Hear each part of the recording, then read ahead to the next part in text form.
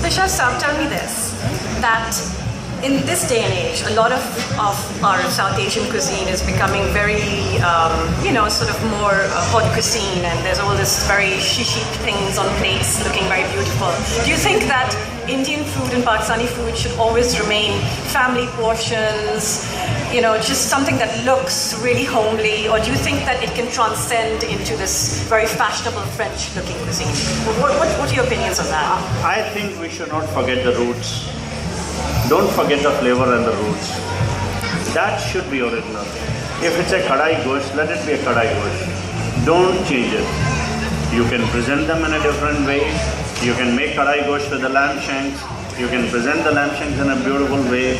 You can top it with a gold leaf, silver leaf, whatever you want to do.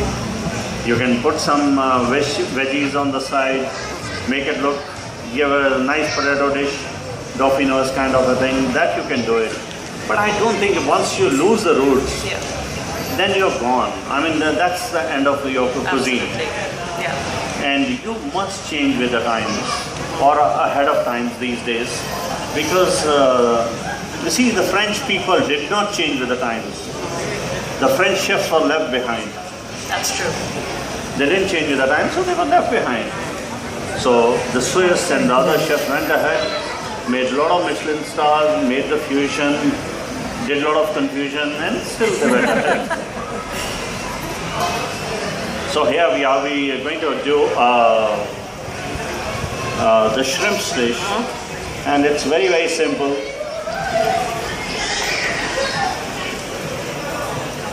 You heat up the oil, and the best way is put your finger into the hot oil. As you do. And if your finger is swollen, it's ready. And advice, don't put finger in the wrong places. It's always hot. Yes. So here we are, we will add some chopped onions. So Chef Saab, tell me this. Out of onions, a lot of people ask me this question, and I have my own answers, but I'd love your experienced answer on this one. That do you prefer in South Asian cooking to use red onions or Spanish onions? And do you think there's a difference? Our country always had the red onions. Yeah. So it was only the red onions which were, it had less moisture, but it had better flavor. Exactly. That's what it should be. Because by the time you take out the moisture of the onions, I know, exactly. Your dish is gone. I know, no, absolutely. So good, I'm glad that I was right when I tell my students that. I thought maybe I'm just making it up.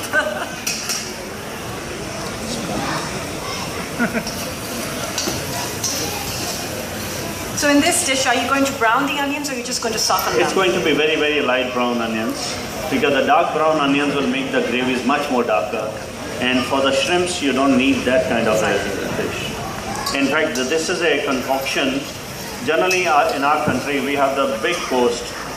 The shrimps are quite a bit of delicacies in the west and the south and the east coast. It's only in the north we never knew shrimps, but still we made it a prawn amritsari. Yeah.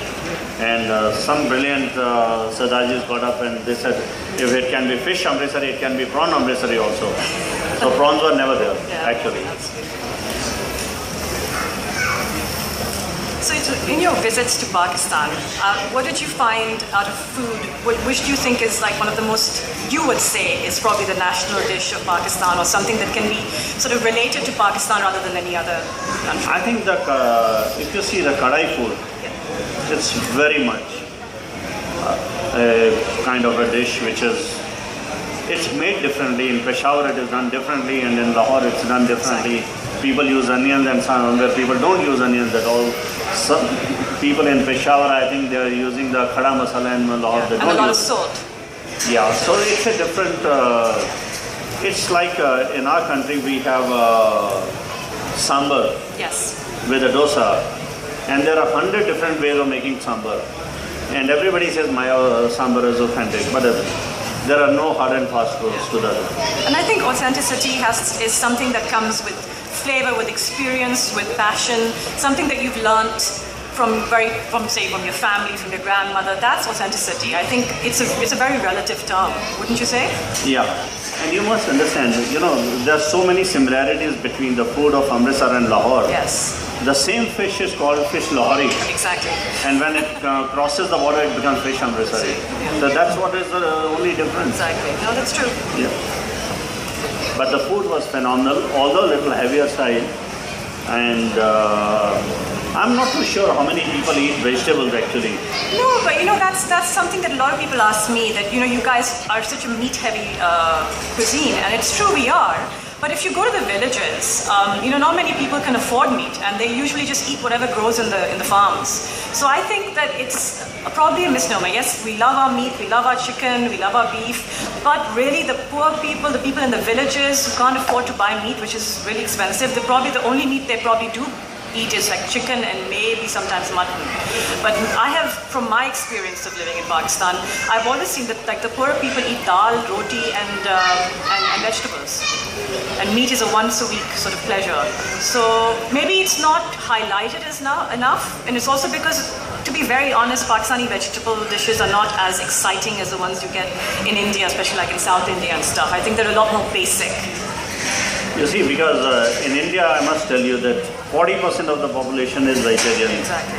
And we have to take care of the vegetarians, because all the rich and famous people, 7 out of 10 billionaires of India are vegetarians. Yes. So the only way to their pocket is to become vegetarian, invent new dishes, and take their money out.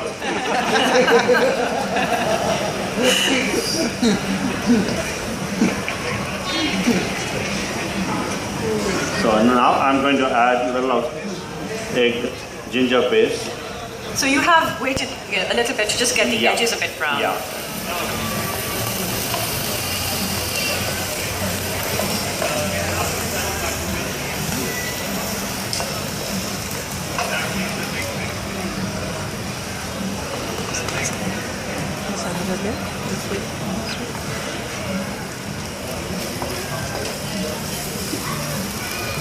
In fact, most of the prawn curries in our country are based with coconut milk. Yeah.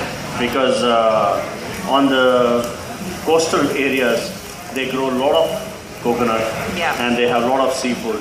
So most of the people use the curries which are coconut based. But here is a curry, basically, this is for the North Indians. Oh. So North Indians don't love coconut at all. I do. No. I've got North Indian roots. No, they feel coconut, That's where I'm saying, in our own country, there are 15,000 dishes, but still people feel there is a limited knowledge they have about the Indian food. And every time they go to the restaurant, they will order the same thing: mutton rogan josh, chicken biryani, and tandoori chicken. Life stops there. And I think it's also, people are not, I mean personally I really like coconut, and I really like coconut to cook in coconut oil. But a lot of people have issues with coconut oil, and I don't know, do you find that as well? Like in your restaurants, do you cook some of the authentic dishes in coconut oil, do you find? They do. The entire Kerala belt, which is our God's own country, the most beautiful place, and it has got a lot of coconut oil usage. And if you give them anything else, they feel it's not done so nicely. Because it is the crunchiness of the vegetable, crunchiness of everything. They toss it and retain the nutritive values of the... I think Kerala food especially, especially the bean stuff they do with the...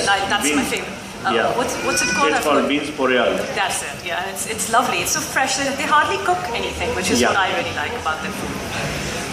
So this is generally in a lot of Indian dishes for the shrimps. They do not add tomatoes. But here I said I'm dedicating it to the North Indians. Of course. To your Pakistani brothers. Yes.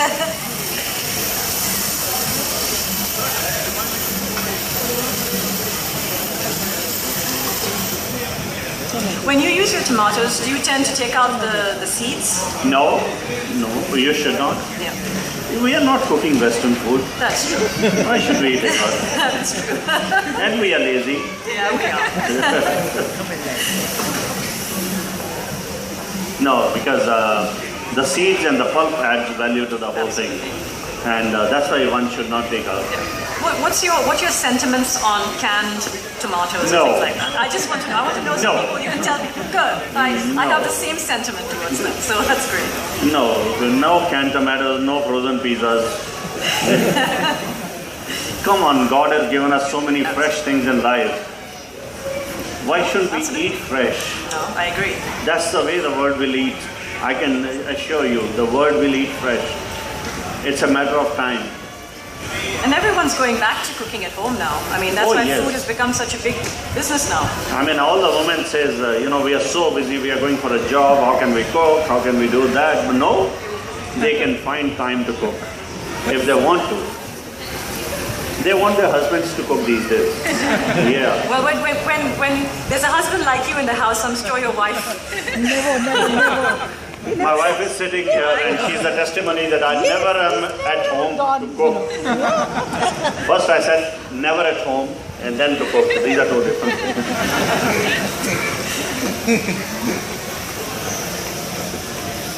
Never spoil the wife like that. No. Well, I'm not going to say anything to that. Well, I have no such choice because my husband doesn't cook at all. So, so he's gotten away. I mean, I don't know. Maybe he can. Maybe some hidden talents that he doesn't want to exploit. But mind it, she herself is a very good cook. Yes, I know. I've heard. Yeah. She makes a very good kadai gosh at home. Thank you.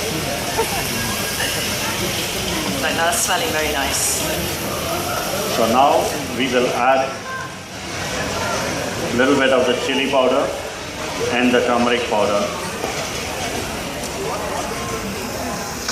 I've noticed that in this you're making it quite a dry kind of a...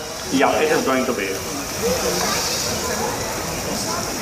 So I know we all, when we grew up in Pakistan and, I learned to cook from a very young age, always never learned anything. And like today, my mother, I tell my mother I teach cookery and I write about it. And she's like, but you don't even know how to cook. I said, excuse me, what do you mean I don't know how to cook? It's just because I learned everything vicariously. I learned by watching people all the women in my family cook. And I think I never really learned, something you said the other day also, is that we cook by estimation, our cuisine. And I think a lot of people, especially in the West, have a real issue with that because when I write recipes, I have to literally write that many teaspoons, this many teaspoons, and you've got a book as well. I just find it's so difficult to explain to people. How do you explain to people to be comfortable with something like estimation? It's the experience. You cannot take experience away from your mothers, grandmothers. Can you take it away? They never measured anything. Never. Only bakery is a science. Yes. Bakery you can go wrong if you don't measure or you don't weigh. Otherwise, it's an estimate. It is a love, passion, which tells you don't put more, don't put more. That's what it is. Yeah, and when you've had a fight with your husband, put more. Yeah, that's okay. That's what I do. When the wife is in a good mood, never ask her to cook. That's the basic principle. And coming to the food writers, I have got a very attachment with all my food writers in the country. And most of the food writers are, pardon my saying, and they don't know how to cook, but they know how to find faults. Yeah, no, that I agree. But they think, oh no, it's not smelling so good. No, and I think that's true. These truffles are so bad, but these are not truffles. Oh no, it's the same thing. It's something blackish. No, but I will qualify that I'm not a food critic, so I never criticize. I only write about what I know. And I stick to what I know, which is my cuisine, and I write about the culture and history. So I don't go down the restaurant critic path because I know I'll be rubbish. No, I have my all own the food taste. critics in India who are writing experts in writing about everything. Yeah, no, I'm sure they are. Yeah, they are expert in wines. They have never grown up in wine, but they are experts in wine. They are experts in food, expert in commenting. I have also thought I must write. Yes. And I wanted to write an article, the power of a pan versus power of pen. So I said pan will win better than the pen. That is true, though. Yes. That's quite nice and mushy now. So. Yeah. And really, only seasoning, like only masala, like the full whole masala is cumin. Yeah. That's it. Cumin, chili powder, turmeric powder. Don't mix up too many spices into your food. You will never know what you're eating. You will never know what you're eating. Because people have got a habit, whatever is in the cupboard, bring it. Yeah. Rosemary, thyme, chili, garlic, coriander, everything. I think simplicity is what brings Yeah. the flavors of the I good came across products. lamb dish in one of the Michelin stars, Indian Michelin stars. Rosemary flavored lamb chop, char grilled. I'm telling you, the guy who invented tandoor, he must be tossing in his grave. Because with rosemary going in, he said no. Even tandoor didn't take it. Yeah. He says no. I don't want to put that in my tandoor. I don't want it smelling of rosemary. Yeah. I mean, do the confusion. Don't confuse people too much. Absolutely. So these days, food has become a really big, it's become like the new fashion, let's put it that way. And how is that in India? Is that the way it is? I mean, you've seen what it's like in the UK. It's quite a big, it not only is it a big business, it's also become a big celebrity business. Is it the same in India? Oh, it's become big and big. Yeah. It's big and big. Every top chef wants to be in India because European economy is shrunk. It's only India and China, 2.5 billion people will, how they will eat, they will dictate the terms in future.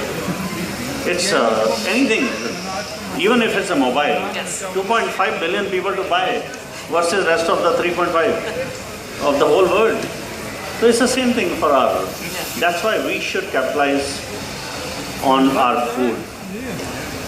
That's the right time for our food to be known in the world. I'm very happy the Chinese food has gone all the way to the world. But the same way Indian and Pakistani food has not gone into the world. No, I agree with you. And I think that's one of my passions is to bring, whatever I know and whatever I see. And I think I've now started to realize that I don't know so much about my own country. And food has actually made me explore so much more history and culture, and it's all related. And people don't, that's my personal passion, history, culture, food. And I think the rest of the world gets to see more through food, all of that through food than reading a book. I come across some of the dishes. One dish I came across about 15 years back. Somebody told me it's called atta chicken. Yes. Its atta chicken is one which was probably in 1910 and 1920s in India. Every household had a tandoori oven. And all, before partition, every house had a. And the lady of the house will marinate the chicken, put it in the leftover dough of the atta, and put it back into the simmering tandoor. Next day, the man of the house was going away, and he would take that chicken which was already cooked. Outside was the already cooked bread. Even at 12 o'clock, he will just pick up the bread which was already cooked and worked like a roti. And inside was the hot, moist chicken. This was an atta chicken. Amazing. It took me about 2 years to find out to which city it belonged to. And where does it belong to? Kotkapura. It's a small town in India. And everybody had forgotten about it. So I met about an 85-year-old lady. So who knew a little bit about it. Who said, these are the kind of spices which are there. And you can try it. I tried it, put it on my menu. And one of the restaurants I put it, in the last 15 years, there are about 100 outlets which have opened in India, original atta chicken. so this is how it goes. Yeah. So recipes die and then they get revived. Don't let it die. No, Don't let our they just culture die. and the food die. Exactly. And don't dilute it. Yeah. That's what I say, don't dilute it.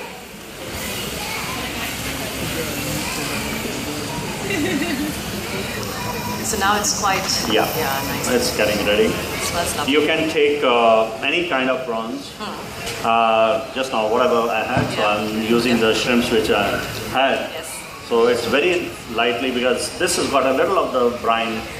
So that's why I've not added the salt. I'll add it only afterwards. So we'll add the shrimps.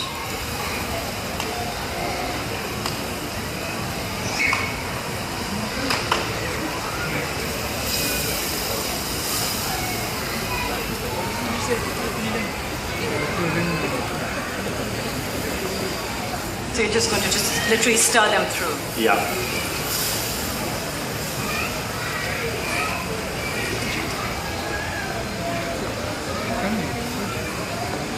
Is there any similar dish in Pakistan? There's, we have like the kadhai, the prawn kadhai, of course. Yeah. And I think everyone has their own version of a kadhai. Everyone, even family-wise, everyone has versions. But I think this is probably quite similar. That's something that I would make at home. And it's something that I would do on a regular basis because if I have prawns left over, this is the only thing I can think of when I think of prawns that will be quick and healthy and not too fast. You see, the simplest way to make a curry is if you have a coconut milk at home, just toss hot oil, cumin seeds, little sliced onion, ginger, green chilies, little turmeric, chili powder, put the shrimps, and put coconut milk. And that's it. One of the best curries. Simplest, best curry. If you get the raw mangoes, put the green mangoes. That gives a spiciness also and tanginess to the curry. You can eat it with the steamed rice. Lovely. Yeah. Simplest curry. You talk about recipes dying. And I think that all of us, especially people who sort of grew up in the country and were with our grandmothers and stuff, I feel so much regret that there's so much I didn't ask my grandmother, both my grandmothers, and they're both gone now. And so many recipes have died with them because people weren't interested in learning. And now it's so sad that we've lost so much. Do you feel that there's any regret like that in your life where you could have learned from your mother or your grandmother or something? My grandmother was a fantastic cook.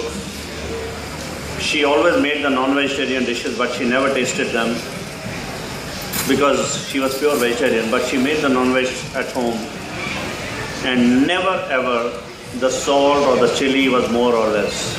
It was perfect. Amazing. That's what experience. Yeah, this experience of knowing how much you put in is perfect. Yeah, and she was brought up in Pakistan. In my Pakistan. Yes, it was your. So here we are almost ready with the.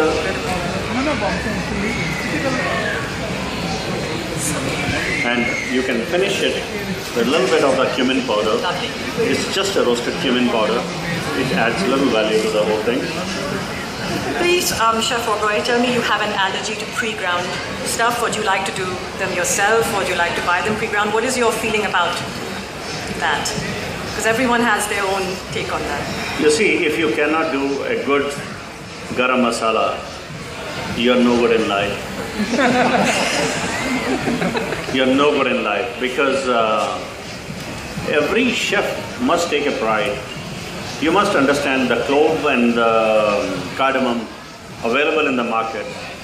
Everybody has become so selfish. First they extract the oil out of that, 80% of the people, growers. Then they send you this, cardamom and the cloves in the market. Clove oil is gone, cardamom oil is gone. What are you left with? Nothing.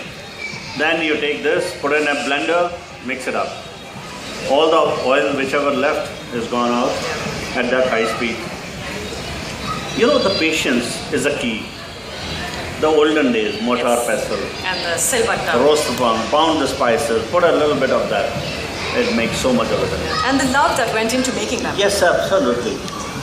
And that we had the old stone grinding of the masala on it, that had a flavor. I remember in my grandmother's house, there would be every day there would be like fresh chili paste, fresh green hara masala, fresh ginger garlic paste every single day made on that silbatta. This woman would come and just grind it and spend hours doing it.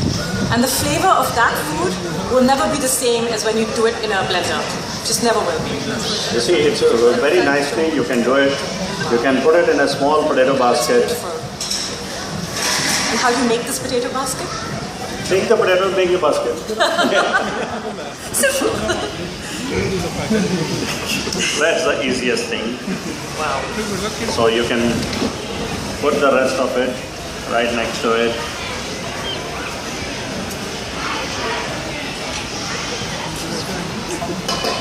Wonderful. Enjoy yourself. I will. Thank you. That's why I came up here, so I could actually taste it. Thank you.